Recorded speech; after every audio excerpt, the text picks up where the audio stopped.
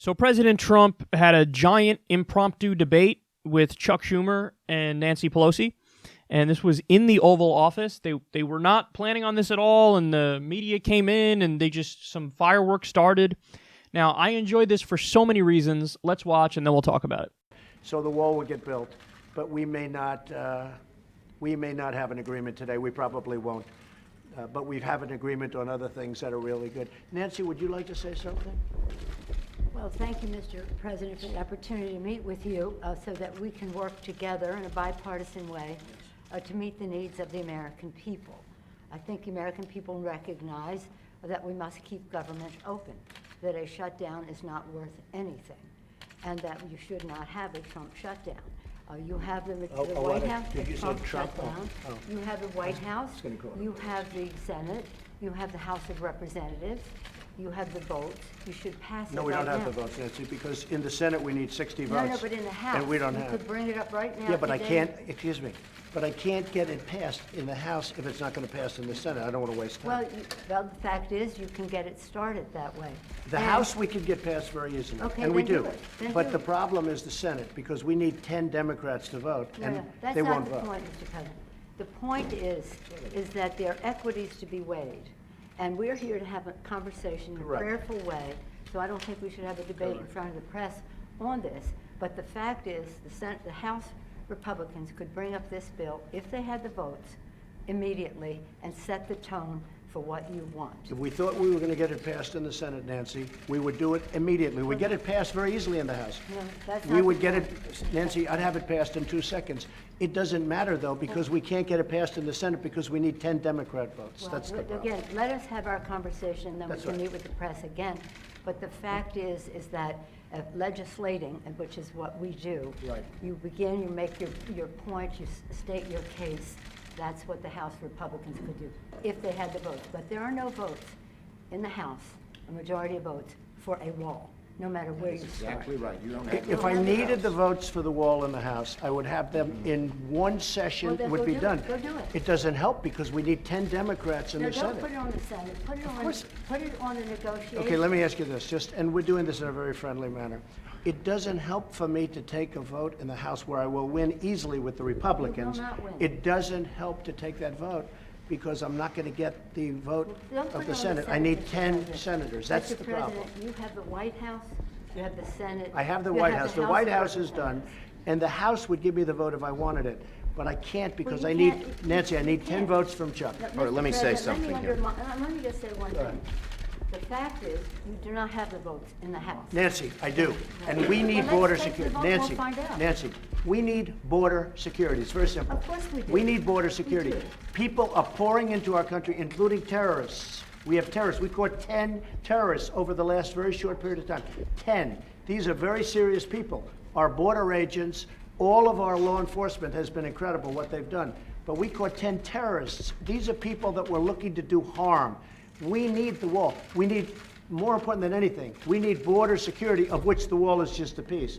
But it's important. Chuck, did you want to say Yeah, something? here's what I want to say. We have a lot of disagreements here.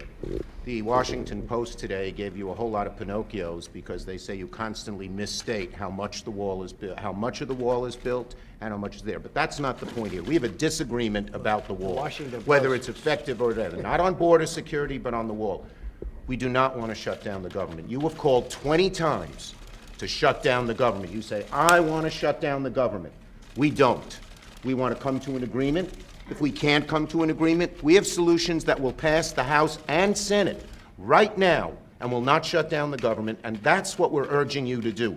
Not threaten to shut down the government, you don't because you, wanna let me shut just down the finish, government, Chuck. because you can't get The your last way. time you shut it down, you got Yeah, let killed. me say something, Mr. President. You just say, my way or we'll shut down the government. We have a proposal that Democrats and Republicans will support to do a CR that will not shut down the government. We urge you to take And it. if it's not good border security, I It won't is take it. very good border And if it's not security. good border That's what the security, border I won't security take it. It- Drugs are pouring into our country. People with tremendous medical difficulty and medical problems are pouring in, and in many cases, it's contagious. They're pouring into our country. We have to have border security. We have to have a wall as part of border security.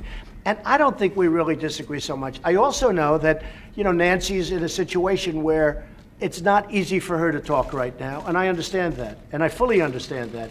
We're going to have a good discussion, and we're going to see what happens. We shouldn't shut down the government over a dispute, and you want to shut it down. You keep talking about it. The last time, Chuck, you shut it down. No, no, no. And then you opened it up very quickly. And 20 times. I don't want to do what you did. 20 times Chuck, you have called for, I will shut down the government if I don't get my wool. None of us have said. You want to know something? You've said it. Okay, you want to put that on my... You've said it. I'll take it. Okay, good. You know what I'll say?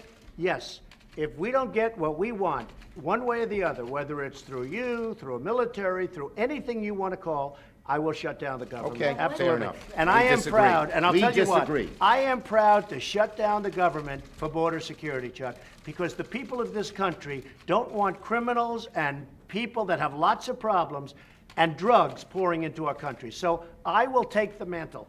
I will be the one to shut it down. I'm not going to blame you for it. The last time you shut it down, it didn't work. I will take the mantle of shutting down. And I'm going to shut it down for border But we security. believe you shouldn't shut it down.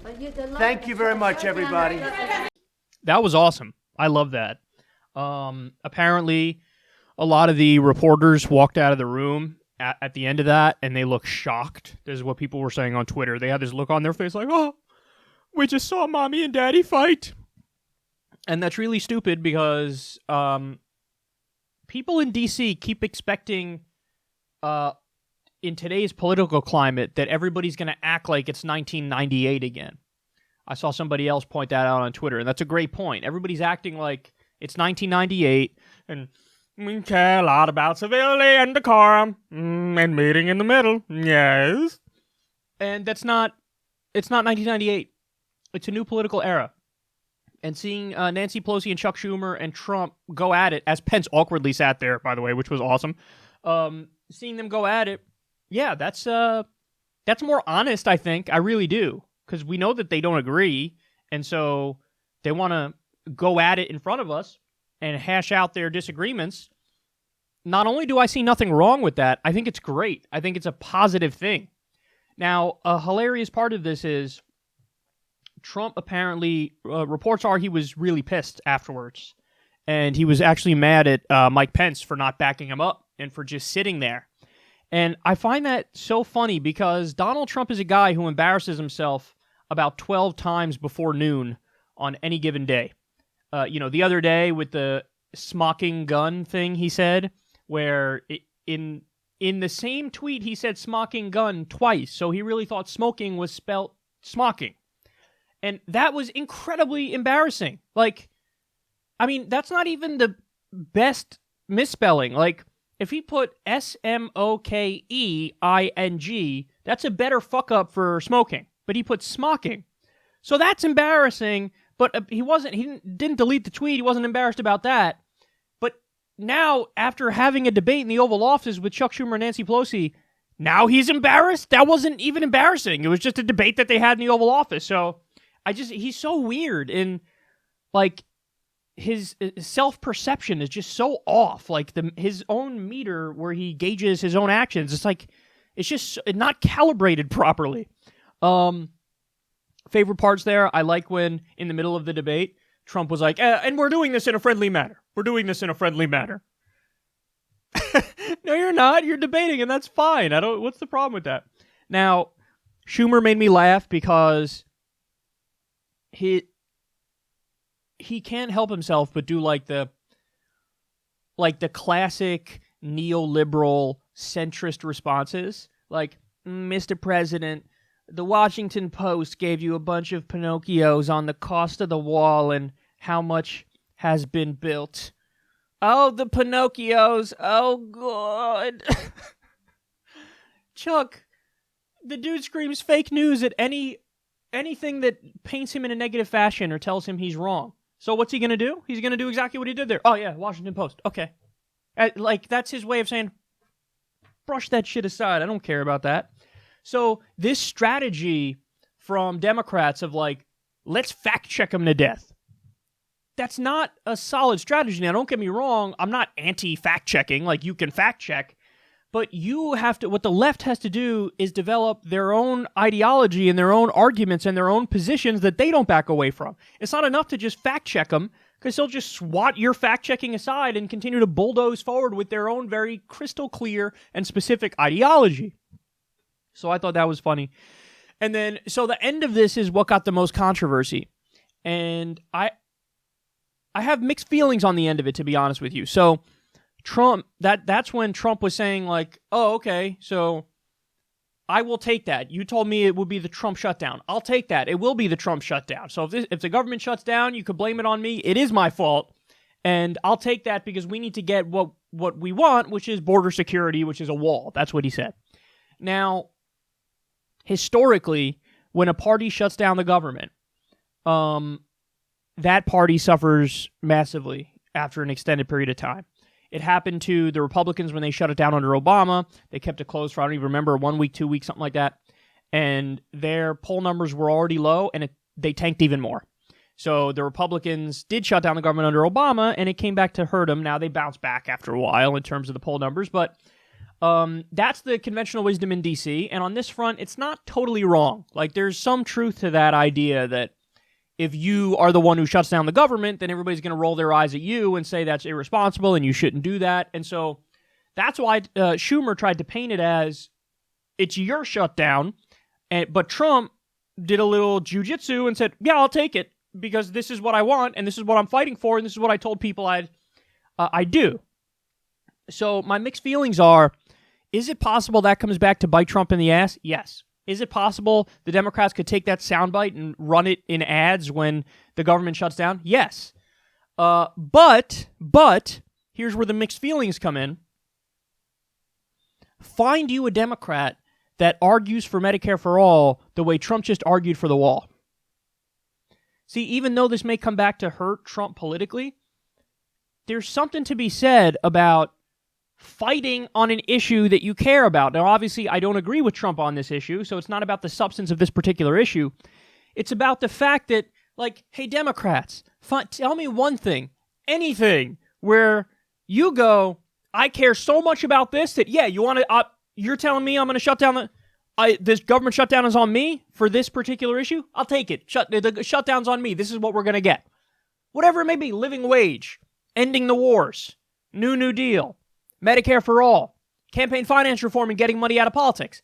You know what, Mr. President? You're saying the shutdown is on me because I want to get money out of politics and return our government to the people and end corruption? You know what? Go ahead. Put that on me. I will shut down the government in order to get big money out of politics, get billionaire money out of politics, corporate money out of politics, because that's what broke our democracy. So you want to blame me? Fine, blame me, but I'm right on the issue and we're going to get what we want. Find any Democrat who can do that, who can argue like that, who takes a stand, and you won't find it. That's the problem. I mean, I guess Bernie Sanders, but like in this one clip, see, this is what people don't get about Trump. In this one clip, he immediately reaffirmed all of the goodwill that he has with his base. The Republican base is going to get wet over this video because that's them saying, yes, that's what I wanted him to do. I'm in the Republican base. I'm a far-right lunatic. He's a far-right lunatic. He's not backing down on one of his main campaign promises. He's fighting for it. He's fighting, Chuck Schumer and Nancy Pelosi. This is what I love this. And I've already seen the clips on Fox News praising him over this. Tommy Lauren, oh my God, oh, so strong. Trump is so strong. And Trump, the one thing that Trump gets that almost every politician on the Democratic side doesn't get is he never violates rule number 1 of politics. Don't abandon your base. And that's exactly what Chuck Schumer and Nancy Pelosi do all the time. They abandon their base. That's the Democratic brand. Abandon your base. As the Republicans seek out a further and further right-wing position, you keep meeting them halfway. So now you, the nominally left-wing party, you're center-right. And then people like me who are actually on the left get annoyed and pissed at you, but rightfully so. So find any politician on the Democratic side that talks about single-payer, Medicare for all, talks about a living wage, talks about any of the issues you care about the way Trump talks about the wall. And that's where the mixed feelings come in, is that the media is like, ooh, we got Trump on this one. And it's like, well, maybe a little bit, I guess, since he really did take the blame for a potential government shutdown. But that also shows something that none of the Democratic politicians have, which is some red lines on some issues. and that's upsetting. I wish Democrats did have that kind of fight in them. So anyway, that was an awesome clip. I enjoyed their debate in the Oval Office, and I hope we get more of that.